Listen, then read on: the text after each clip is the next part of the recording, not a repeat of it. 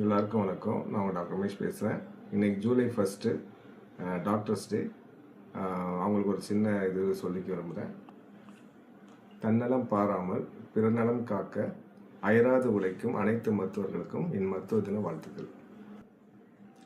போன வீடியோவில் வந்து நம்ம அக்யூட் கிட்னி இன்ஜரி பற்றி பார்த்தோம். அக்யூட் கிட்னி இன்ஜரி வந்து ரிவர்சிபிள்னு சொன்னேன், அதாவது க்யூரபிள். அது வந்து ஏன் க்யூரபிள்னா, என்னென்ன காரணம், இப்போ ஸ்டோன்னால் அக்யூட் கிட்னி இன்ஜரி வந்திருக்கலாம், இல்லாட்டி சின்ன கட்டினால் வந்திருக்கலாம், இல்லாட்டி வந்து நீங்கள் ரொம்ப நாள் பட்டு சாப்பிட்ற வலி நிவாரணி மாத்திரனால வந்திருக்கலாம். அதெல்லாம் நீங்கள் சரி பண்ணிட்டீங்கன்னா அது அக்யூட் கிட்னி சரி பண்ணிடலாம்.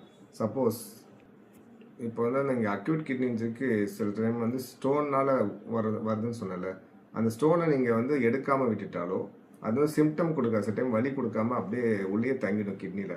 அது வந்து acute kidney injury chronic kidney இன்ஜரியாக மாறிடும். அதை பற்றி இப்போ பார்ப்போம். கிரானிக் கிட்னி டிசீஸ்னால் வேறு ஒன்றும் இல்லைங்க. ரொம்ப நாளாக மாதக்கணக்கில் வருஷக்கணக்கில் மெல்ல மெல்ல கிட்னி வந்து தன்னுடைய செயல்பாடை குறைச்சிட்டே போயிடும்.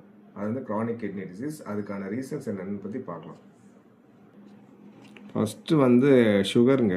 சுகர் அன்கண்ட்ரோலபிளாகவே வச்சுட்டே இருந்தால் அது வந்து நாளடைவில் கிட்னியோட இதை கம்ப்ளீட்டாக இன்டர்னல் ஸ்ட்ரக்சரில் பாதிக்கப்பட்டு கிரானிக் கிட்னி டிசீஸாக மாறிடும். அதே மாதிரி பிபி வந்து 130/85 அது கீழே தான் வச்சுருக்கணும்.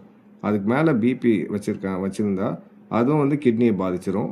குளோமெருலோநெஃப்ரைட்டிஸ், சில கிருமி தொற்றுனால கிட்னி அஃபெக்ட் ஆகும். அது பேர் குளோமெருலோநெஃப்ரைட்டிஸ் சொல்லும். அப்புறம் வந்து பாலிசிஸ்டிக் கிட்னி டிசீஸ், கிட்னியில் உள்ள நீர் கட்டிகள், அதை வந்து ஜெனட்டிக் பரம்பரையாக வரக்கூடிய ஒன்று. அதை ரிமூவ் பண்ணாட்டி அதுவும் வந்து கிரானிக் கிட்னி டிசீஸாக மாறிடும். ப்ரொலாங்டு யூஸ் ஆஃப் மெடிசின்ஸ், அதாவது நீங்களே போய் டாக்டர்ஸை கன்சல்ட் பண்ணாமல் பெயின் கில்லர்ஸ் வாங்கி போட்டிங்கன்னா அதுவும் கிட்னியை பாதிச்சிடும். அதே மாதிரி ஆட்டோஇம்யூன் டிசீஸ், உங்களோட எதிர்ப்பு சக்தியை உங்கள் கிட்னியை பாதிச்சிடும். அதுவும் வந்து கிரானிக் கிட்னி டிசீஸ்க்கு ஒரு ரீசனாக மாறுது. கிட்னி இன்ஃபெக்ஷன், முன்னாடி சொன்ன மாதிரி கிருமி நோய் தொற்று, அதுவும் கிரானிக் கிட்னி டிசீஸ்க்கு ஒரு காரணம்.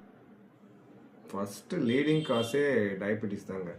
சுகர், அதனால தான் நான் ரொம்ப நாளாக சொல்லிட்டு இருக்கேன், சுகரை கண்ட்ரோலாக வச்சுக்கோங்க, பிபி கண்ட்ரோலாக வச்சுக்கோங்க. சுகர் பிபி தான் கிட்னியை வந்து மெல்ல மெல்ல மெல்ல சாகடிச்சு நாளைக்கு செயலிருந்து போக வச்சிடும். ஹை பிபினால் கிட்னி பாதிக்குங்க.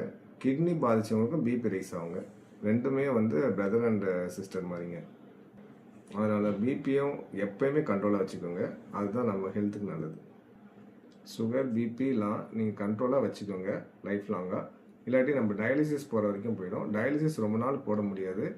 அதனால் கிட்னி மாற்றினா கிட்னி கிடைக்கணும். கிட்னியும் வந்து கிடைக்கிறது ரொம்ப கஷ்டங்க. அதனால் சுகர் பிபி உள்ளவங்க ஆரம்பத்தையே கண்ட்ரோல் பண்ணிக்கோங்க. இதோட சிம்டம்ஸ் அண்ட் டயட் பற்றி நெக்ஸ்ட் வீடியோவில் பார்ப்போம். தேங்க்யூங்க.